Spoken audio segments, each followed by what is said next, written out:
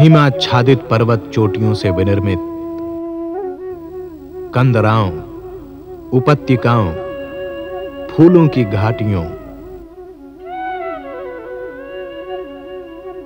व शीतल अमृतोपम जल से आर्यावर्त को सींचने वाली पवित्रतम सरिताओं का उद्गम केंद्र है पर्वतराज हिमालय। ऋषि मुनि यहाँ आकर आत्मबल संवर्धन हेतु कठोर तपश्चर्या करते रहे हैं। वे अपनी कायारूपी प्रयोगशाला में विभिन्न वैज्ञानिक अनुसंधान कर जिन निष्कर्षों पर पहुंचते थे उनसे जन-जन को भी लाभान्वित करते थे, परंतु आज वह परंपरा लुप्त हो गई है। प्रत्यक्षवाद ही सब कुछ है। आत्मिकी, अध्यात्म, धर्म धारणा की दुहाई तो दी जाती है, पर उसका प्रत्यक्ष परिणाम न देख पड़ने के कारण उसका अवलंबन करते कम ही देखे जाते हैं। युग ऋषि पूज्यवर पंडित श्री राम शर्मा आचार्य ने आज की परिस्थिति का बड़ी गहराई से विश्लेषण कर इसे आस्था संकट नाम दिया तथा देवात्मा हिमालय के द्वार पर पवित्र नगरी हरिद्वार में सप्त सरोवर क्षेत्र में साधना पुरुषार्थ सामान्य जनों द्वारा किए जाने हेतु शांति कुंज आश्रम की स्थापना की।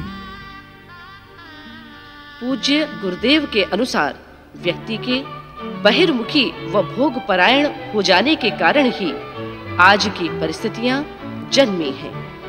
यदि व्यक्ति को उपयुक्त संस्कारित वातावरण में साधना के लिए प्रेरित किया जाए तो उसकी आत्मिक प्रगति संभव है।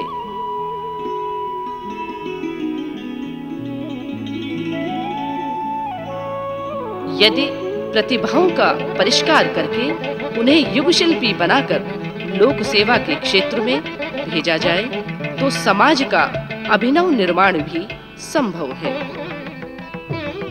ऋषियों के आश्रमों, आरण्यकों में यही शोध कार्य कभी संपन्न होता रहता था। उसी सतयुगी परंपरा को पूज्य गुरुदेव ने शांति कुंज, गायत्री तीर्थ की स्थापना कर पुनः जागृत जीवंत बनाया है। शरीर में दिव्य रसायनों का भंडार है। इन्हें उत्तेजित कर प्रसन्न मनः स्थिति बनाए रख प्रतिभा को परिष्कृत कर पाना हर अध्यात्म मार्ग के पथिक के लिए संभव है। हार्मोन्स का उचित मात्रा में अविरल प्रवाह व्यक्ति में स्फूर्ति का संचार करता है और उसे सबल, तेज संपन्न तथा दीर्घजीवी भी बनाता है। शांति कुंज की यही विशेषता है कि विज्ञान व अध्यात्म के समन्वित सहयोग से आत्मबल को विकसित करने की तर्क सम्मत, तथ्य सम्मत संजीवनी विद्या को यहाँ साधक के रोम रोम में समाहित कर दिया जाता है। अपनी सूक्ष्म दृष्टि से पूज्य गुरुदेव ने देखा कि मानवी काया व मस्तिष्क असीम शक्ति के भंडागार हैं। मानव को देव मानव, महामानव, सिद्ध पुरुष के रूप में विकास क्रम में आगे बढ़ाया जा सकता है। अब प्रश्न यह उठता है कि इतना सब कुछ होते हुए भी मनुष्य अपने अंदर छिपे वैभव को जान क्यों नहीं पाता? वह आत्मगौरव से वंचित क्यों बना रहता है? वस्तुतः इसका मूल कारण है आत्मबोध व तत्वबोध की प्रक्रिया को जीवन में, व्यवहार में न लाना। यदि व्यक्ति अपने अंदर झांकने का प्रयास करे तो उसे अपने अंदर सोया हुआ देवत्व दिखाई पड़ेगा और जीवन का लक्ष्य समझ आने लगेगा। आज परिस्थितियां बदल रही हैं। महाकाल चाहता है कि व्यक्ति बदले। भौतिक प्रगति की अपेक्षा आत्मिक प्रगति की दिशा में अग्रसर हो। विश्व चेतना का अवतरण धरा पर हो रहा है।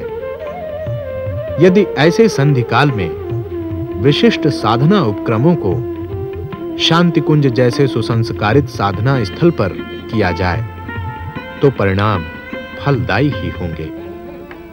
यही कारण है कि अगणित व्यक्ति शांति कुंज आते व यहाँ के साधना सत्रों में भाग लेकर अपना जीवन सफल बनाते हैं।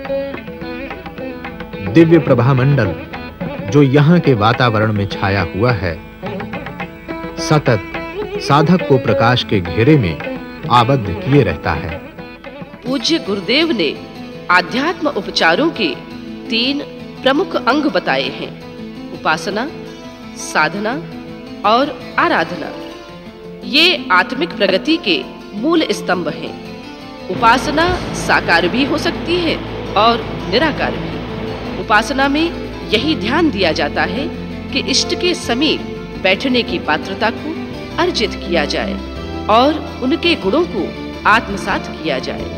उपासना समर्पण योग है। जब व्यक्ति स्वयं का अस्तित्व भुलाकर परम सत्ता में समर्पित हो जाता है तो वह दैवीय अनुदानों से निहाल हो जाता है। जब तक अहंकार को नहीं मिटाया जाता तब तक उपासनाएं निष्फल ही रहती हैं। साधना का अर्थ है जीवन को अनगढ़ से सुगढ़ बनाना, सुसंस्कारिता के प्रसुप्त बीजांकुरों को जगाना।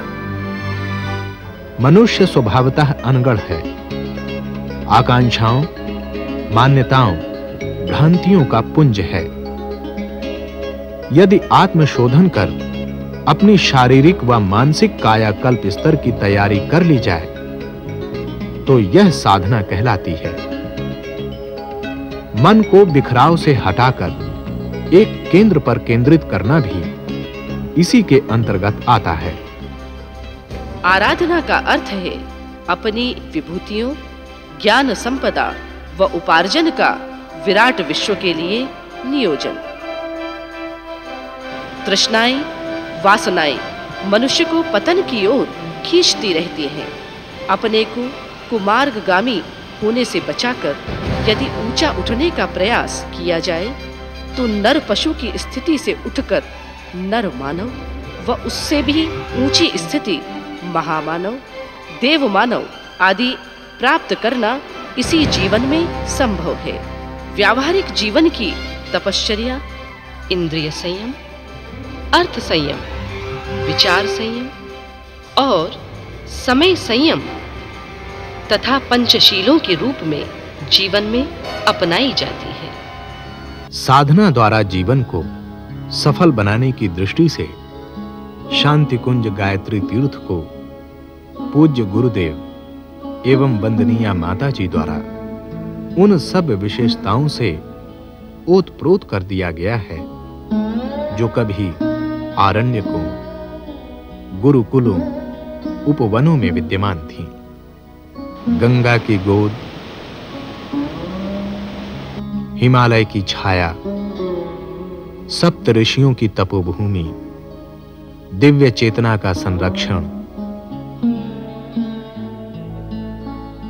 अनवरत साधना उपक्रम, नियमित जप,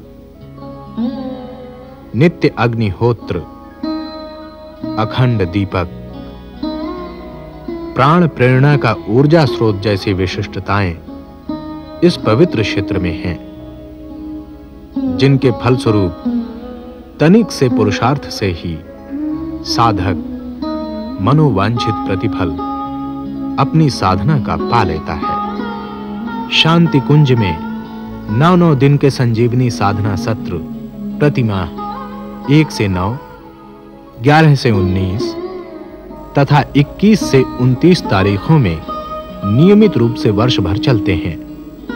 लाखों प्रज्ञा परिजनों का यह गुरुद्वारा है, तो नित्य नए संपर्क में आने वाले व्यक्तियों के लिए भी यह एक आकर्षण का केंद्र है। यहाँ का वातावरण व इस स्थान की चप्पे-चप्पे भूमि में समाये आध्यात्मिक संस्कार व्यक्ति की मनोभूमि ही बदल देते हैं। यहाँ एक दिन निवास कर दिनचर्या से गुजरने वाले का जीवन क्रम ही बदल जाता है। ब्रह्म वर्चस शोध संस्थान प्रयोग परीक्षण का यह प्रयोजन पूरा करता है। हर साधक की पूर्व में वैज्ञानिक जांच पड़ताल होती है। साधना परामर्श, आहार व वनौषधि संबंधी सुझावों के उपरांत उसे आसन, प्राणायाम, मुद्रा, बंध, ध्यान धारणा आदि समझाई जाती है। इनको करने से शरीर के रसायनों, विद्युत व अन्य घटकों में क्या परिवर्तन हुआ, यह तथ्य वहां के निष्णात चिकित्सक शोध संस्थान परिसर में देखते हैं। ब्रह्म मुहूर्त में जागरण के लिए घंटी बजती है एवं सभी आगंतुक शिविरार्थी गायत्री तीर्थ परिसर में एकत्र हो कर्तव्य पथ पर चल पड़ने की परम सत्ता से प्रार्थना करते हैं।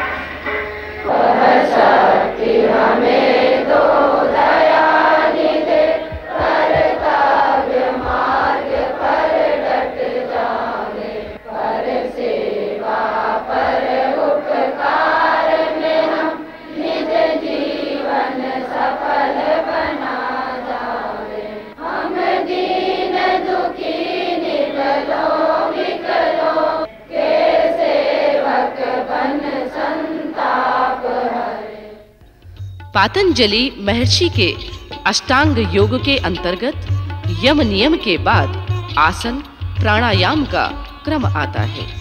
आसनों से न केवल आरोग्य की ही प्राप्ति होती है, वरन वे सूक्ष्म केंद्रों को उत्तेजित कर आध्यात्मिक उत्कर्ष का भवन खड़ा होने योग्य पृष्ठभूमि बनाते हैं। इन्हीं आसनों को शांति कुंज में प्रज्ञा योग व गति योग के रूप में लोकप्रिय बनाया गया है। सारे भारत व विश्व में लाखों परिजन इस विशिष्ट योग साधना को करते हैं।